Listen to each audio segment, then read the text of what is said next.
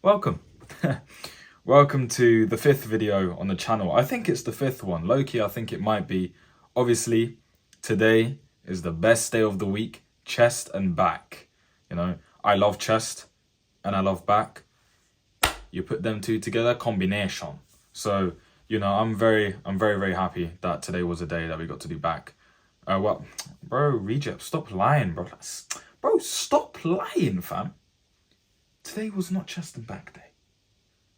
Today is Saturday. Chest and back day was done on Friday. So we're gonna put that away, shut my mouth because I'm lying, okay? That was on Friday, which was yesterday. Today's Saturday. So basically today leg day came out today, which was a crazy session if I'm honest. But if I'm talking about chest and back was actually it was a really difficult session. If I'm honest with you, like I had a few good sets, I think until the dumbbell presses, it was a good session. And then after that, I had like my second working set and it was just so bad. It was such a bad working set. And then I moved on to extreme rows. The seating wasn't good. She was just bad again. And I was like, oh my days, it's going bad. But then after that, I kind of revived it. If I'm honest with you, I kind of revived it. It was a good workout session after that. After the extreme rows, I was like, okay, it's time to fix up. We need to pattern this shit up, and that's exactly what I did, which was very, very nice. Also, talking about microphones, investment is on its way. I think Tuesday is when it arrives, which is going to be very good because that means videos will be a lot easier to edit and a lot easier to do as well, because then I can just talk into the mic. And I won't get striked for copyright if there's background music in the gym. That's also a very, very good thing, which I'm really looking forward for. But yeah, I hope you guys enjoyed the session. It was very, very bipolar, I would say, just like myself. But, you know, yeah, enjoy. Peace. Okay, so to start off the first workout of the day, we're going to do some close grip lat pull downs. Reason why I didn't do wide grip or even straight bar even, it's because I've done them a lot and I wanted a bit of a switch up, so we went for a close grip. You know, close grip enables strength within a pull down. Like if you're trying to target strength on a pull down, close grip is pretty much your best friend. And also it really does focus on the lats. Like it really does. Like I burnt out quick on this. I think I was doing was that 70 or 75? I don't know, but I was doing 70 or 75, one of the two, and it just really burnt out my lats because it really like keeps tension on there. And never fully extend your arms as well. Like look at me, I'm quite keeping a bend there, you know, I'm keeping the tension there, and that really burnt me out. And that was the drop set as well. So I do 2 drop sets. I go really heavy on close grip, and then I go half of what I was doing before and just control it as well. Like here, I was like, okay, I'm going to go for more speed over control. But then again, like I'm going at a quicker speed, but I'm still controlling it. There's a difference between this and ego lifting. Ego lifting is when you go over the weight that you're meant to and just swing your body around and try and pull it down. Me, I'm still controlling it as much as I am overloading the weight, because otherwise I can't build any strength. But yeah, as you can see, slow, very, very slow, making sure I burn the lats of this, really focused on the weight, you know. Yeah, that's about it, if I'm honest. If I'm talking about the exercise itself, I would say close grip is actually very underrated. Loads of people actually skip over close grip. You should really, really do them. They're very, very important and they're very, very helpful. Anyways, here we are. Incline dumbbell press with my boy Abdul. This guy was so excited to be in the video, and this guy is crazy strong. And I want you guys to see how strong this guy is. So I'm going to put his TikTok in the description down below, not comment because it's ain't TikTok. I'm going to put it in the description and then you guys can go have a look.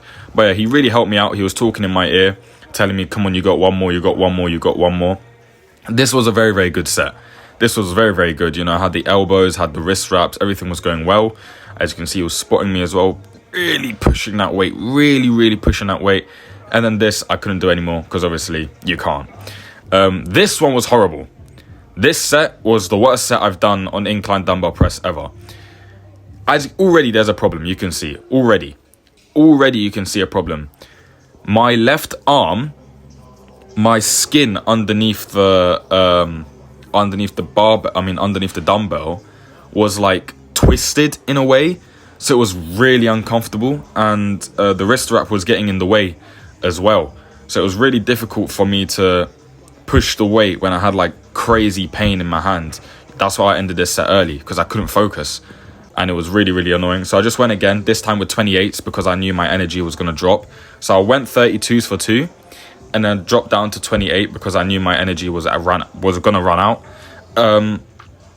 As you can see, I'm not going as low as before because my hand was still hurting for some reason. So I was like, oh, okay, well, that's not bloody good, is it? And it was really, really annoying because it really, really pissed me off. But it's okay, you know, we still went back and tried to finish this set. As you can see, slow on the way down and then push back up. I could have done more. You know. As much as you see me struggling, I still feel like I could have done more. And that's the annoying part of this workout. This whole workout was filled with I could have done more.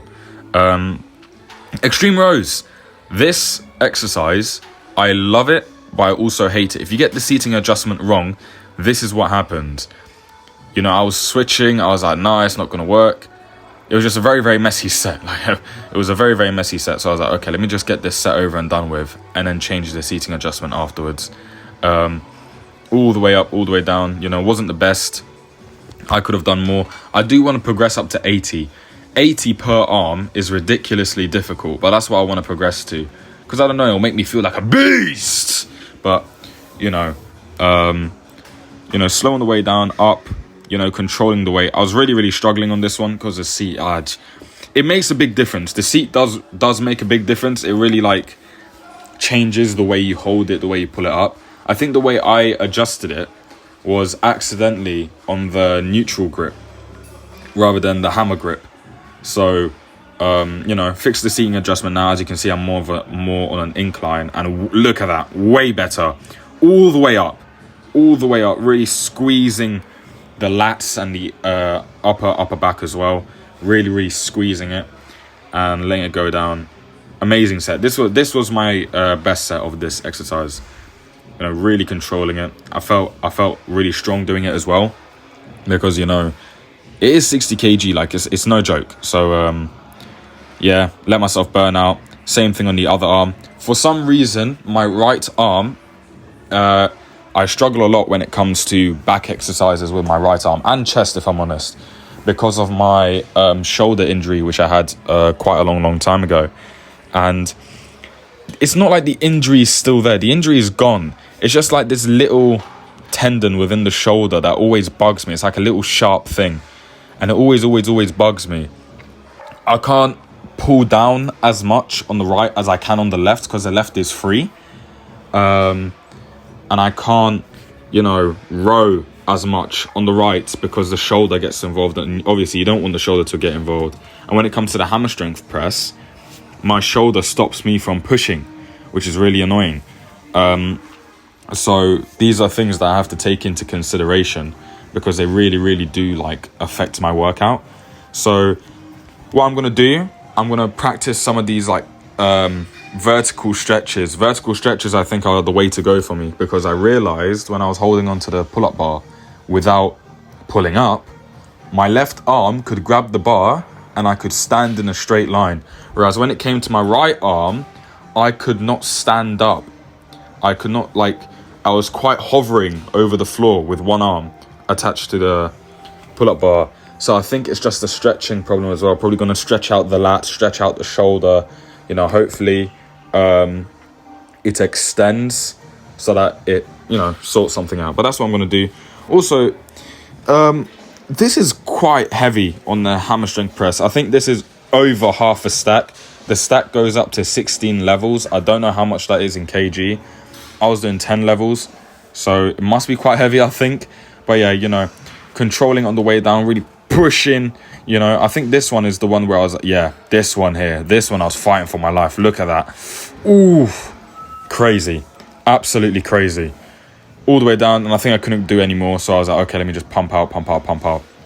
These are the exercises I love doing drop sets on, because when I do drop sets on these, I'm able to really fatigue the chest, because the chest is a very, very big muscle on your body. It's a very, very big muscle. So you want to make sure you can fatigue it as much as you can. Whereas with arms, maybe like 1-2 working sets of heavy weights can really burn your arms. However, 2 working sets of chest can burn your chest, but you want to go further and beyond with that. Anyways, single arm pull downs. I usually do this with a bench, which I really noticed while I was doing this. I stacked up 55 kg. So I noticed that this is a lot better with a bench. But the reason I didn't get the bench was because all of them were occupied at this time of day. So I had to improvise. So I got onto my knee and I just really used my body instead of the bench. But the bench is a lot better, because what the bench does, it takes your whole body out of it and only focuses the lats. Whereas here, I have to think about how am I gonna adjust myself? How far do I come back? How do I stay in line with the cable? How do I keep it lats only? So way too many things to be thinking about, when in reality, you should only be thinking about your lats. So next time I'm definitely going to go get a bench as well. But these are very, very good movements. If you have any imbalances in your like body, unilateral movements are your best friend. I remember, I think in March, I had no back. Like I had no upper back, I had no lats. You know, my back was by far really, really bad way back in March. And that's of this year. So, you know, I started doing these at my commercial gym. I started doing these and it changed the game entirely. Like it really, really changed the game. Like once I committed to this, I was like, yeah, it really helped me out. This was the staple to how I grew my lats, which then helped me target them when it came down to lat pull downs. Because I know a lot of people that aren't able to feel their lats during a lat pull down because they simply don't have any. And the best way to get lats is through unilateral movements such as this. And I think it's the plate loaded pull downs, where you load up plates and it's like a machine type thing and you pull it down. It's really, really helpful. So always make sure to include some sort of unilateral movement or any sort of cable movement. Cable movements for chest and for back are brilliant. They are absolutely brilliant and you should not underestimate them whatsoever. But yeah, you know, still watching. This is quite a long period of sets because I'm switching arms as well and I'm really trying to control it. You never want to rush. Ooh, also, when someone is waiting for your set, don't feel the need to rush. You have that machine. It is their job to wait for you, not for you to hurry up for them. Okay? So take your time. Now, taking your time does not mean leave for 5 minutes and then come back. Take your time means take the rest period that you need.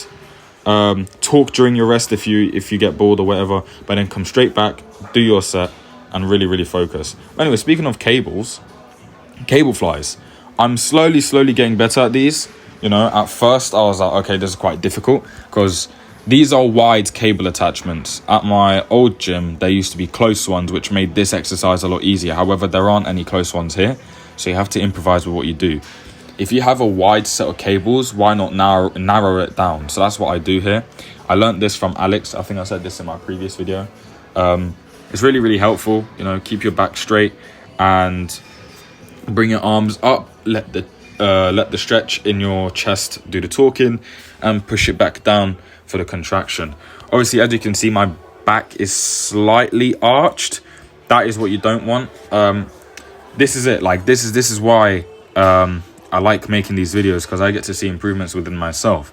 Next time I do this, which will probably be 2 chest days later, I'm going to sort out that issue, make sure I am completely flat backed, make sure the form is on point. However, at the end of the day, I still got the contraction, and that's what's very, very important. As long as you get the pump, that's all that matters.